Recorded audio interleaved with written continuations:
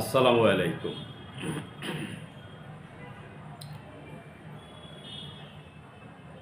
বিদেশ থেকে এক ভদ্রলোক তার একটা মামলার সমস্যার কথা আমাকে বলেছেন যে তাদের বিরুদ্ধে একটা মামলা হয়েছে দেওয়ানি আদালতে। সেখানে বাদী পক্ষের দাবি হচ্ছে যে এসের ১৪২ খতিয়ানের দাগ নাম্বার ৫৭১-এ ২৫ শতক সম্পত্তির একক মালিক হচ্ছে আব্দুর রহমান এবং এই আব্দুর রহমান এর মৃত্যুতে তার একমাত্র পুত্র রহিম মুন্সি তফসিল সম্পত্তির মালিক দখলদার থাকেন। রহিম মুন্সির মৃত্যুতে তার ৩ ছেলে আব্দুল লতিফ, আব্দুল মতিন, মনির এবং ২ কন্যা আয়েশা এবং কুলসুম বেগম এই তফসিল বর্ণিত সম্পত্তি ভোগ দখলে আছে। ডিউরিং বিএস অপারেশন অর্থাৎ যখন বিএস জরিপ হয়, এই জরিপে তফসিল বর্ণিত সম্পত্তি বিবাদীদের নামে বিএস ৮৭ নম্বর খতিয়ান ফাইনালি পাবলিশড হয়। এই পাবলিশড হওয়ার পরে অনেক পরে বাদী এই রেকর্ড সম্পর্কে জানতে পারে এবং এই in the meantime land survey ট্রাইব্যুনালে মামলা করার সময়টাও শেষ হয়ে যায়। তাই সে একটা মামলা করে, suit for declaration of title, সত্য ঘোষণার মামলা দায়ের করে, যা বর্তমানে চলমান। এই মামলার বিবাদী আমাকে ফোন করেছে যে, এবং তার ডকুমেন্টগুলো আমি দেখেছি, সেখানে সে জানতে চেয়েছে এই মামলায় তার কোনো জেতার সম্ভাবনা আছে কি না। তাহলে এক্ষেত্রে আমাকে আগে ডিফেন্ডেন্টের মামলাটা দেখতে হয়। বিবাদীর মামলা হচ্ছে যে এই তফসিল বর্ণিত সম্পত্তির মালিক ছিলেন বশির উদ্দিন। এখানে এই বশির উদ্দিন যে এই সম্পত্তির মালিক ছিলেন, এই তৎসম্পর্কে ডকুমেন্টারি এভিডেন্স অর্থাৎ তার নামে যদি কোনো দলিল থেকে থাকে বা তার নামে যদি এসএসিএস যে কোনো রেকর্ডই যদি থেকে থাকে, সেই ডকুমেন্ট আদালতে উপস্থাপন করতে হবে। এবং বশির উদ্দিন এই তফসিল বর্ণিত সম্পত্তি ভোগ দখল থাকা অবস্থায় তার ২ ছেলে এবং ২ মেয়ে রেখে মৃত্যুবরণ করে। তার এক ছেলে হচ্ছে আব্দুর রহমান এবং অপর ছেলে হচ্ছে বক্স আলী এবং ২ মেয়ে দুধমেহের এবং এবং সিনিমা বেগম। এই ৪ জন ওয়ারিশ বিদ্যমান থাকে। তাতে দেখা যায় যে প্রত্যেক ছেলে ৮.৩৩ এবং প্রত্যেক মেয়ে ৪.১৬ শতক সম্পত্তির মালিক হয়। এখন এই বিবাদীকে প্রমাণ করতে হবে যে বশির উদ্দিন মারা যাওয়ার পরে তার যে ২ ছেলে এবং ২ মেয়ে ছিল, তাকে প্রথমত যেটা প্রমাণ করতে হবে, বশির উদ্দিনের মৃত্যু সনদ এবং ওয়ারিশ সনদ আদালতে দাখিল করতে হবে। দ্বিতীয়ত, এই ওয়ারিশ সনদ যিনি প্রদান করবেন অর্থাৎ যে সংশ্লিষ্ট ইউনিয়নের চেয়ারম্যান, সেই চেয়ারম্যান এই মৃত্যু সনদ এবং ওয়ারিশ সনদের সমর্থনে আদালতে তাকে সাক্ষ্য প্রদান করতে হবে।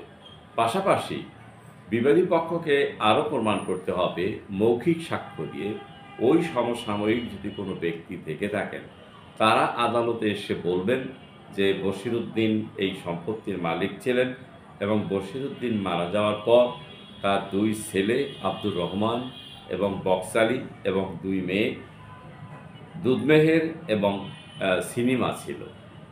এইটা কিন্তু সম্পূর্ণ সাক্ষ্য প্রমাণ এর উপরে ভিত্তি করে।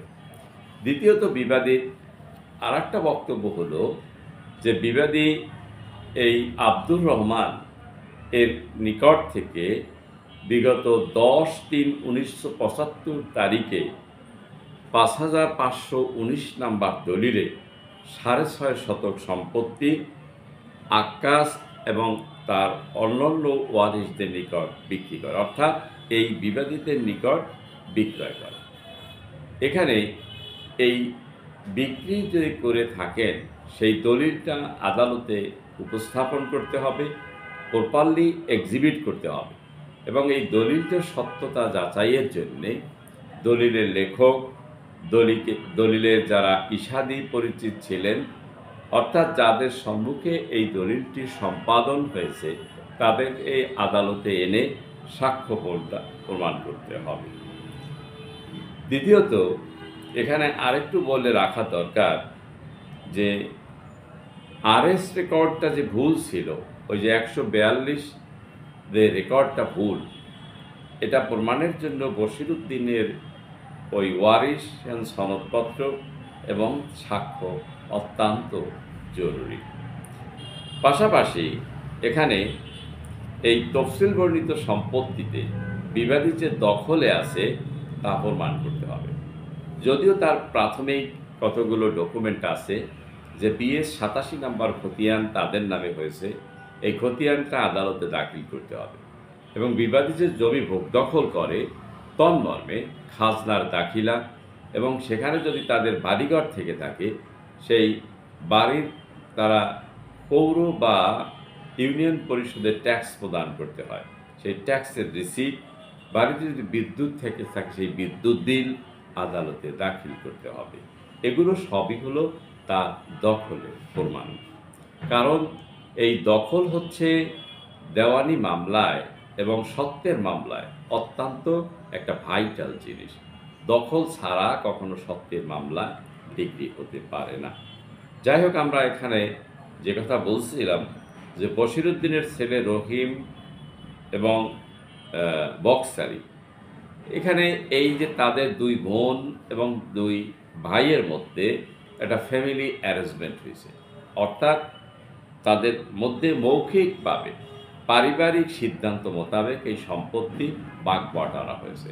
এই পারিবারিক যে একটা আপোষ বন্টন হয়েছে তাও বিবাদীকে সাক্ষ্য প্রমাণ দ্বারা আদালতে প্রমাণ করতে হবে এবং সেখানে বলা হয়েছে দুধমেহের এই সম্পত্তিতে 4 শতক পেয়েছে এবং বক্সালি সে এই সম্পত্তিতে তার পৈতৃক অংশটা পেয়েছে।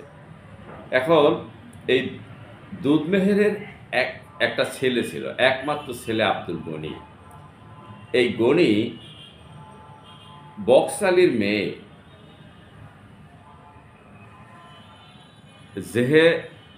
জেহেরনেসা, এই জেহেরনেসাকে বিবাহ করে।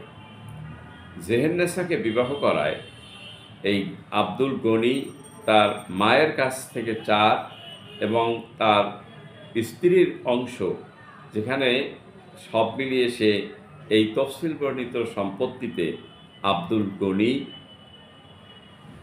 8 শতক পেয়েছে। এবং এই আব্দুল গনি মারা যাওয়ার পরে এখানে কিন্তু আর একটা জিনিস আমাদেরকে প্রমাণ করতে হবে যে দুধমেহেরের ছেলে যে আব্দুল গনি, তারও একটা সাক্ষ্য প্রমাণ, অর্থাৎ তার মৃত্যু সনদ এবং ওয়ারিশ সনদের দরকার, আদালতে দাখিল করতে হবে। এবং এই আব্দুল গনি মারা যাওয়ার পরে তার যে 3 ছেলে এবং 1 মেয়ে, এই গনি বিয়ে করলো জেহেরনেসাকে, তাহলে দুইজনের যে সম্পত্তি সেটা পাইল।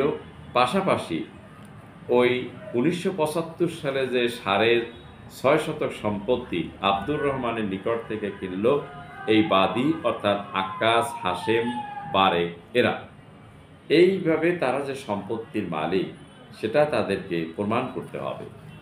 এখন এই প্রমাণের জন্যে তাকে যে বিষয়গুলো আমি আগেই বলেছি, জমির দখলের জন্য তাকে খাজনা দাখিলা এবং লোকাল সাক্ষী আদালতে উপস্থাপন করতে হবে এবং দলিল প্রমাণের জন্যে যদি অরিজিনাল দলিল থেকে থাকে সেই অরিজিনাল দলিল দাখিল করে তার ইশাদি পরিচিত লেখক তাদেরকে আদালতে সাক্ষ্য প্রদান করতে হবে। এবং সর্বোপরি এই তফসিল বর্ণিত সম্পত্তি যে তাদের ওয়ারিশান কর্মে, অর্থাৎ বশিরউদ্দিনের ওয়ারিশান কর্মে পেয়েছেন, সেক্ষেত্রে বশিরউদ্দিনের মালিকানা আগে প্রতিষ্ঠিত করতে হবে। বশিরউদ্দিনের যদি মালিকানা প্রতিষ্ঠিত হয় তাহলে আলটিমেটলি ওই যে এসে 142 খতিয়ান যে এককভাবে আব্দুর রহমানের নামে রেকর্ড হয়েছে সেটা ভুল প্রমাণিত হবে। আর একটা বিষয় আমাদেরকে মনে রাখতে হবে যে এখানে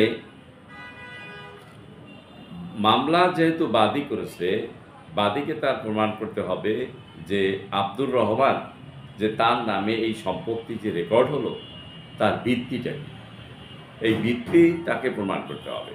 যেমন এসএ রেকর্ডের আগে তাকে দেখাতে হবে এই তফসিল বর্ণিত সম্পত্তি যদি তার পৈতৃক না হয়, অর্থাৎ বশিরউদ্দিনের না হয়, তাহলে তাকে দেখাতে হবে তিনি কোনো অন্য লোকের কাছ থেকে পাট্টা, পত্তন বা যে কোনোভাবেই হোক না কেন এই সম্পত্তি সে অর্জন করেছে। যদি সেটা সে প্রমাণ করতে ব্যর্থ হয়, তাহলে তার নামে যে রেকর্ডটা হয়েছে এই রেকর্ডটা ভিত্তিহীন এবং এটা আইনের দৃষ্টিতে এই রেকর্ডটা রক্ষণীয় নয়। সর্বোপরি যে বাদী যে মামলাটা করেছে, এটা আমি বিবাদীদের উদ্দেশ্যে বলছি যে বাদীর মামলাটা আইনত অচল। কারণ বাদী শুধু সিম্পল ডিক্লারেশন মামলা করেছে। এই সিম্পল ডিক্লারেশন অর্থাৎ শুধুমাত্র সত্য যে ঘোষণার মামলা, এই সত্য ঘোষণার মামলা চলতে পারে না। এর সাথে কনসিকুয়েন্সিয়াল রিলিফ অর্থাৎ পাশাপাশি তাকে আরও একটা কিছু রিলিফ চাইতে হবে। কিন্তু এই মামলায় আমি কাগজপত্র পর্যালোচনা করে দেখলাম বাদী অন্য কোনো কনসিকুয়েন্সিয়াল রিলিফ দাবি করে নাই। তাই সুনির্দিষ্ট প্রতিকার আইনের 42 ধারার বিধান মোতাবেক এই মামলাটি অচল। পাশাপাশি এই বিবাদীর যে 1975 সালের যে দলিল, সেই দলিলটা একটা 30 বছরের ঊর্ধ্বকালের দলিল। অতএব এই আইন অনুসারে সাক্ষ্য আইনের 90 ধারার বিধান মোতাবেক 30 বছরের পুরনো কোনো দলিল সেটা আইনের দৃষ্টিতে সঠিক। এবং এই যে দলিলটা যে আব্দুর রহমান দিয়েছে, এটা সম্পর্কে এই দলিল বাতিল বা এটা বাধ্যকর নয় এ মর্মেও কোনো প্রতিকার বাদীপক্ষ তার আর্জিতে দাবি করে না। অতএব একটা রেজিস্টার্ড দলিল আনটিল অ্যান্ড আনলেস কোনো কম্পিটেন্ট কোর্ট যতক্ষণ পর্যন্ত না বাতিল করবে ততক্ষণ পর্যন্ত এর ফোর্স থাকবে। এখন এখানে বিবাদী পক্ষের মামলা জেতার অনেক সম্ভাবনা আছে, কিন্তু সেক্ষেত্রে তাকে যথাযথভাবে সাক্ষ্য প্রমাণ আদালতে উপস্থাপন করতে হবে। এখানে যদি বিবাদী তার সাক্ষ্য প্রমাণ আদালতে উপস্থাপন করতে ব্যর্থ হয়, তাহলে তার এই মামলায় এটা অপমৃত্যু, তাকে হাঁটতে হবে। কিন্তু আমি তার সমস্ত কাগজপত্র আমাকে যে পাঠিয়েছে সেটা দেখলাম যে এই মামলায় বিবাদীর মামলা জেতার সম্ভাবনা বেশি, অর্থাৎ বাদীর মামলা খারিজযোগ্য। এই বাদীর মামলাটা যেমন আইনত চলে না, তেমনি এই বাদীর মামলার যে ঘটনাগত যে বিষয়গুলো তার প্লিডিংসে আসছে, পাশাপাশি বিবাদীর যে বক্তব্য তাতে বাদীর মোকদ্দমা আদৌ চলে না। কারণ দেখেন যে আব্দুর রহমান যদি বশিরের ছেলে হয়, তাহলে আব্দুর রহমান সেখানে ওই তফসিল বর্ণিত সম্পত্তিতে সে মালিক হলো 8.33 শতক। সেই 8.33 শতকের মধ্যে সে 1975 সালে 6.5 শতক যদি বিক্রি করে, তাহলে তার থাকে হলো 1.83 শতক মালিক থাকে। তাহলে এই আব্দুর রহমানের যে ওয়ারিশ রহিম মুন্সি, তাহলে 1.83 শতকের মালিক। এবং অন্যান্য যারা এখন বাদী, এই যে আব্দুল লতিফ, মতিন, এরা ওই 1.83 শতকের অংশ পেতে পারে। এক্ষেত্রেও এই বাদীর মোকদ্দমাটা চলে না। কারণ যখনই একটা সম্পত্তি একটা দাগের বা খতিয়ানের একটা অংশ দাবি করা হবে, তখন তাকে অবশ্যই ওই মামলার সাথে বাটোয়ারা প্রার্থনা করতে হবে। এখন এই বাটোয়ারা ছাড়া এই মামলাটা আইনগতভাবে চলে না। সেক্ষেত্রেও বাদীর মোকদ্দমা খারিজযোগ্য এবং খারিজ হবে। এখন বিবাদীকে এখানে হতাশ হওয়ার কিছু নাই।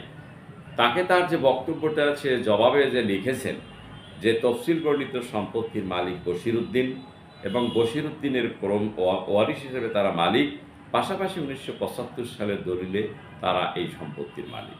তাহলে এখানে যে এটা ক্রোনোলজিক্যাল বশিরউদ্দিন থেকে তাদের কাছে যে সম্পত্তিটা এসেছে সেই জেনোলজিটা প্রমাণ করতে হবে by oral and documentary evidence. পাশাপাশি যে 1975-এর দলিলটা, এটাও যথাযথভাবে আদালতে প্রমাণ করতে হবে। তাহলে এইগুলো যদি বিবাদী পক্ষ আদালতে যথাযথভাবে প্রমাণ করে, সেক্ষেত্রে এই মোকদ্দমায় বিবাদীর হারার কোনো সম্ভাবনা আমি দেখি না। তাহলে আজকে এ পর্যন্ত, আবার দেখা হবে নতুন কোনো বিষয়। সে পর্যন্ত ভালো থাকুন, সুস্থ থাকুন। আসসালামু আলাইকুম।